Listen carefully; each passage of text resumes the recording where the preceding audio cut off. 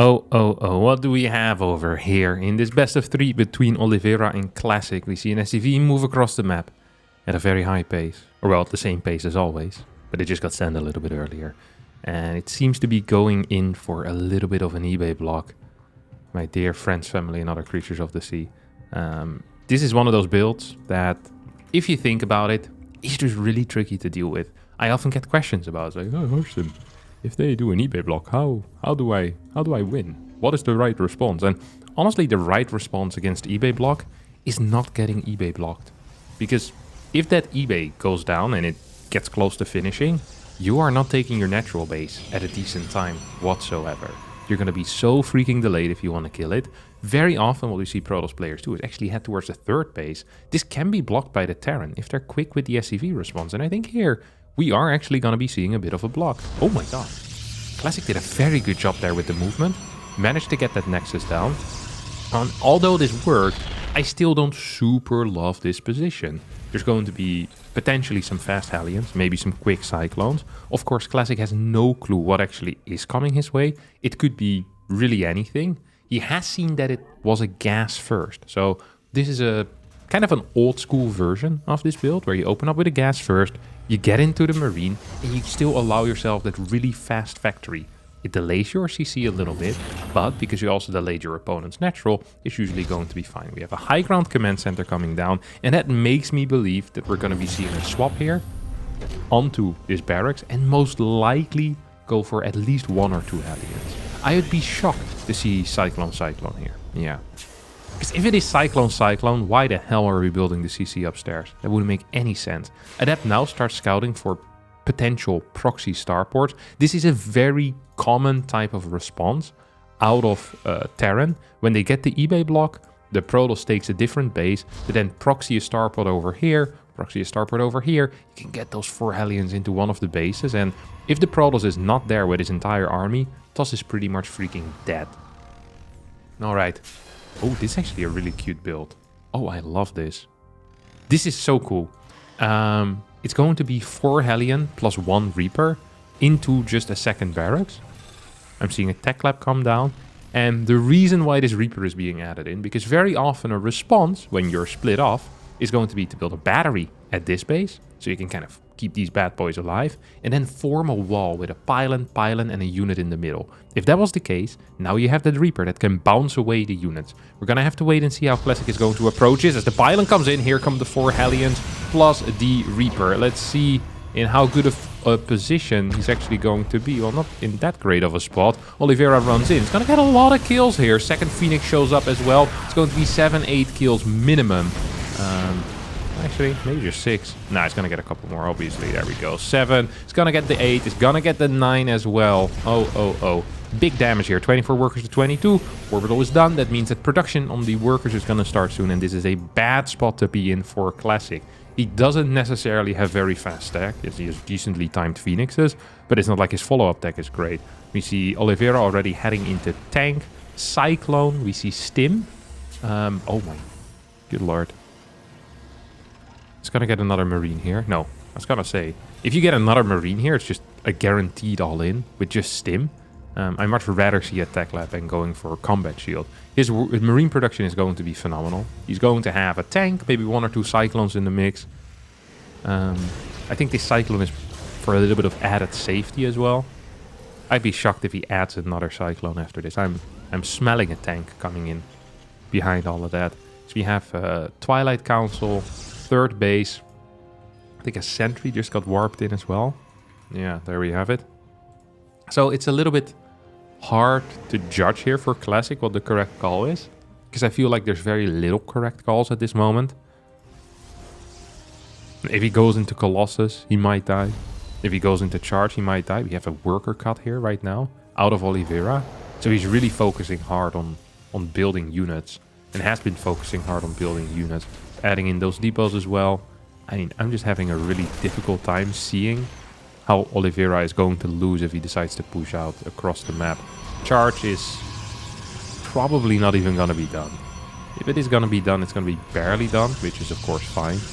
We have 5 more gateways on the way, which is not what you want to be doing. You probably just want to add these 2 gateways, maybe one more, and just continuously be warping in. Build as many units as you can against a build like this. I'd love for him to be in position on top of this ramp. That is a big deal, because that means you can actually delay this a little bit. Maybe you can even cut 1 or 2 units in here. This is not the best force field, but it's okay. But love for him to pick up some of these Marines as the tanks now siege up. This was very good delay as another force field comes down, and that's actually going to delay this push by another 10 seconds or so. We have our first zealots now warped in. This charge is still not done, 30 seconds away. Gateway count is also still pathetic. This isn't all in. The SCVs are here, so the SCVs are now being lifted, stim in forward, tanks are not siege, but this army is awful. It's small, it's tiny, it doesn't have anything. And now the tanks siege up. We have some lifts. We're gonna try lifting a Cyclone. Now go for a tank as the probes are being pulled. Oliveira is going to be winning game number 1 on Oceanborn with a very decisive build order. Early damage with the Hellion simply was too much, and then Classic hit too many gateways as a response to what he saw. I think the moment you see a 3-Rex tank like that, the key is just higher unit production, or like more units from less gateways, because you're really maximizing for an earlier timing. In the PvT matchup, when you're playing something like Phoenix Charge, which isn't very popular, there are a lot of builds where you actually don't want to go up to the 8 gateways. You don't want to go up to even 6 gateways. Maybe you just want to stay on 4 gateways. Get these gateways a little early and then continuously produce crap out of them. And continuously be building Phoenixes. Or maybe even add an Oracle. Oracles aren't necessarily great at defending, but they have some tools that can accidentally get you in. If you throw down a stasis ward and they walk into it, that is so much time that you're giving yourself. That you're just resetting the timer pretty much, and that is phenomenal because that's all you need. Something like that could be done. You could also just try to counterattack with maybe an Oracle, kill some SCVs, and then just give up your third base, pretend like you're holding it, they stim in, then you run away with your probes and all of your units, and boom, you try to defend your natural, and they have to use a second stim. Don't forget, there are no medevacs here, so every stim hurts a crap ton. Like, these Marines are going to have no HP left. The Marauders are really not going to have any HP left, of course, because they take more HP away when they stim. CC this time going down at actually a similar time as last game. This time, though, it was a double gas opener, Reaper into Hellion. And because this is Crimson Core, this reactor could be anything. This could be just for 2 more Reapers. We have seen this a lot on this map, because there is no possibility to properly Reaper wall this. There are 2 Reaper jump spots. There's a pretty open area, and the defensive rotation is pretty long. The aggressive rotation is pretty short compared to some other maps when it comes to where Reapers can jump in and jump out. This is a rough build to deal with, especially if you're opening up Blink, and I'm really curious how Classic is going to be doing that. He has 2 Adepts out right now. He sees the Reaper plus Hellion. He needs a battery, in my mind. In my mind, there's no way you're holding this without a battery. I don't even quite see how he's holding it without a battery in the main. Like, it's just going to be hard. And the ideal situation here for Oliveira would be, once again, in my mind, for 3 Reapers that first enter the main base, and then the 2 Hellions to kind of slide into the natural. That is going to be the key, in my mind. We have these 2 Adepts now actually heading into the main, so this was perfectly timed here. Out of Classic, that was beautiful, holy crap. So well done. This battery in the natural is going to keep some of these probes alive for a little bit longer. We're actually going to get almost 0 kills, and this was honestly perfect defensive execution. I thought it was a weird shade, but it was perfectly timed out. Classic moved forward with the Adept while shading back, and he said, hey, if you're in the front with everything, I can cancel the shade, but if you're not there, I'm finishing it because I'm expecting you to run up in here. And that's exactly what happened. Beautiful play. Beautiful defensive play, and this is the type of push that if you don't handle it well, you're losing 5-6 workers. And against a player of Oliveira's caliber, we saw what happens if you lose 5-6 workers. He's actually going to rinse and repeat. He's going to play the exact same build order here that we saw Oliveira doing game number 1. This time, though, with 0 damage to start. We have 4 gateway, so it's going to be 4 gate blink, which is technically allowed. Just a build we don't see that much anymore. Max Packs nowadays much more keen on playing things like 3-gate blink, sometimes 2-gate blink, but when he wants that aggression, we often see 3-gate blink, lower gateway count, faster third base. Classic is going to be taking the third base in a line. as the prism flies across. I mean, theory-wise, this is looking phenomenal for the Protoss player. He's on the other side of the map, which is exactly where you want to be. The only way that you lose this game as Classic is if you believe that you need to kill your opponent. Like, if you don't understand what's going on. Imagine Classic thinks there's a starport over here, or imagine Classic somehow... Oh my god, he's actually going in pretty hard. That's wild. If Stim was done here, that would have been terrible. This Prism is actually going to get taken out. I think it's key for Oliveira not to actually chase and to have a tank back here. Oh. It's absolutely key for Oliveira not to chase, because he just doesn't have the units to chase. He still wants to go, but he should have just waited a little bit. I really think too many units are being shaved off right now. One more Marauder's gonna go down. Good control, by the way, out of Classic. That is some legit phenomenal stuff.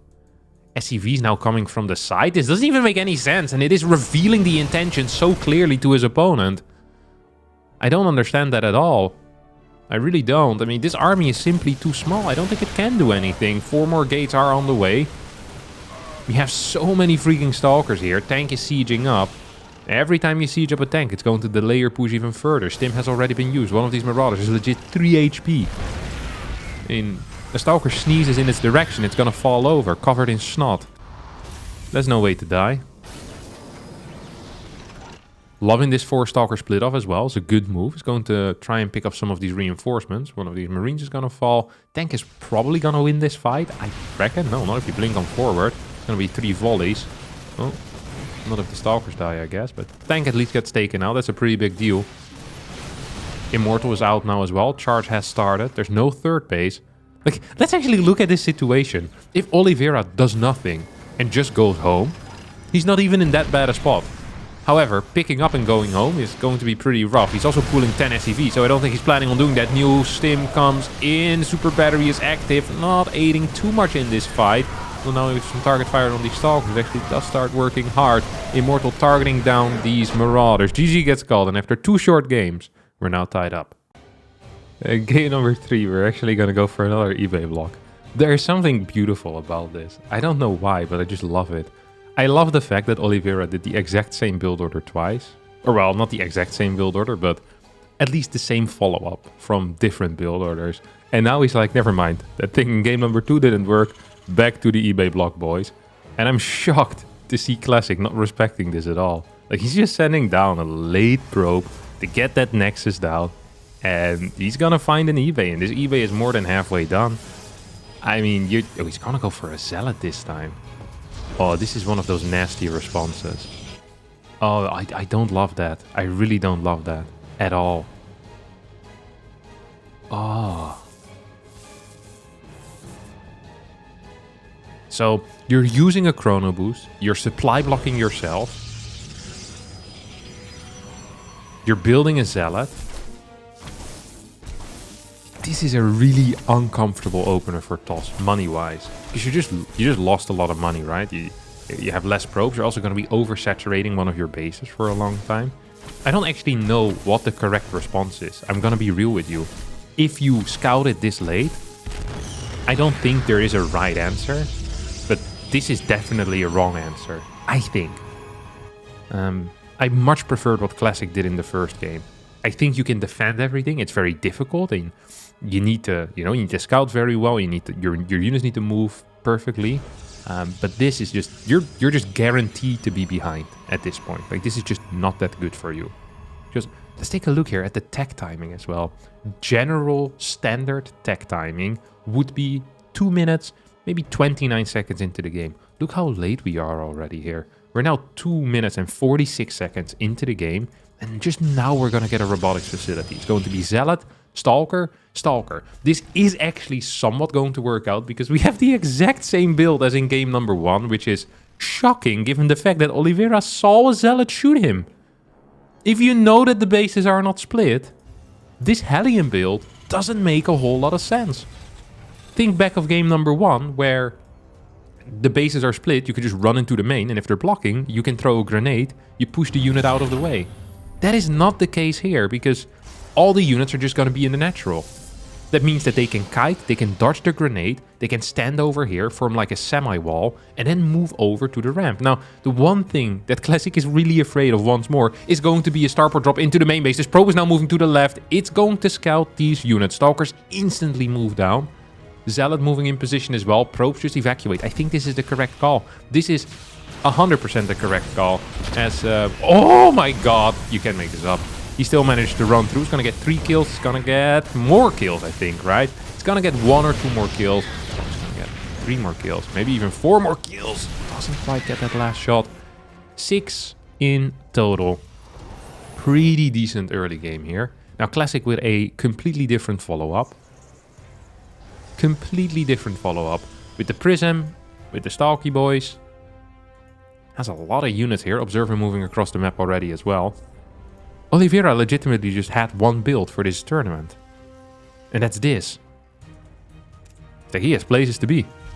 He's going to add a starport now, though. So it is different. This is very different. He says, hey, I don't believe that I dealt enough damage. I don't believe that I'm in the same good position as I was before.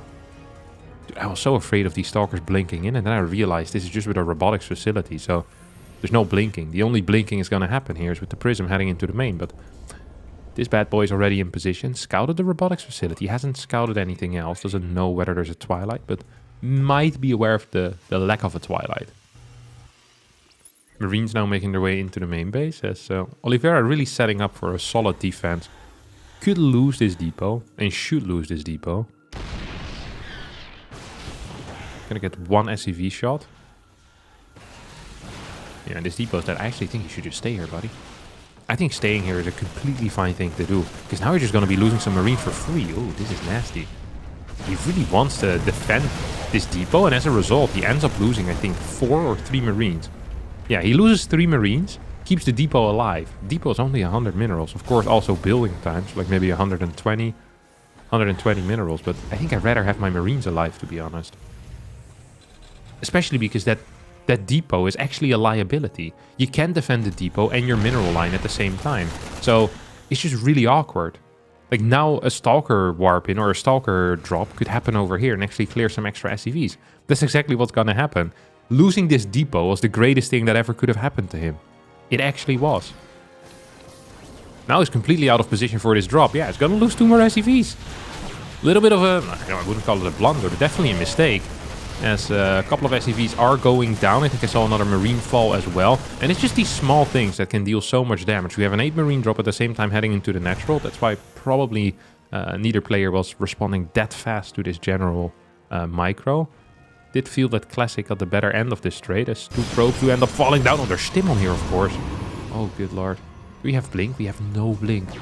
We have no Blink. As 4 workers going down on both sides. Classic has a 3rd base. What does Oliveira have here? No, not a 3rd base, that's for sure. Classic still flying around with his bad boy. There's no Vikings. So we have a supply drop. He's still going to pull the boys. He is not planning on playing macro games here. He is not here to play macro games whatsoever. He's going to walk across the map. Does not have +1 attack. Its opponent is on 6 gateways. How do we want to deal with this? A lot of sentries.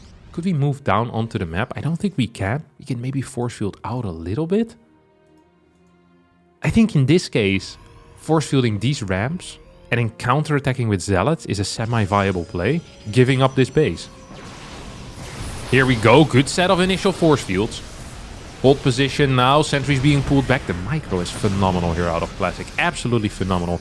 I would have really loved this Prism to go in between to either pick off reinforcements or to just go to the head of the snake and try to cut that off. More force fields now coming down, boys will get picked up. And pulled back. Do we get some target fire here on a tank? Yes, Immortal moves in forward. Does it have enough damage output? It does. As the Stalkers from the left side also pushing in. Super Battery still active. SCVs have fallen. Good pickup micro there with the Prism as well. And I think that might just be it here. 3 games of about 7 minutes each, I think it was. As Classic now up 40 supply. Up about, well, what is it? 40 workers. 30 workers, I can't count. My apologies.